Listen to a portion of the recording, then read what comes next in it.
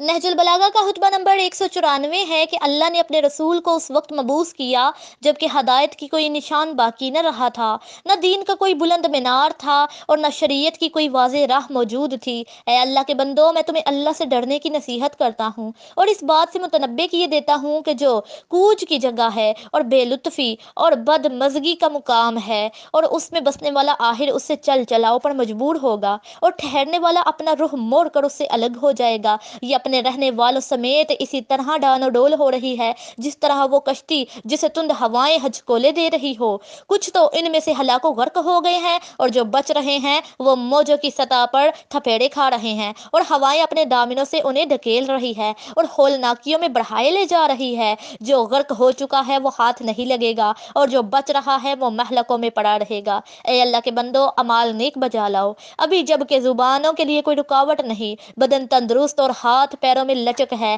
کہ جو چاہو ان سے کام لے سکتے ہو، آنے جانے کی جگہ وسیع اور میدان کشادہ ہے، قبل اس کے کہ فرصت رفتہ موقع نہ دے اور موت ٹوٹ پڑے۔ اپنے لیے موت کو یہ سمجھو کہ وہ آ چکی، اس کا انتظار نہ کرو کہ وہ آئے گی۔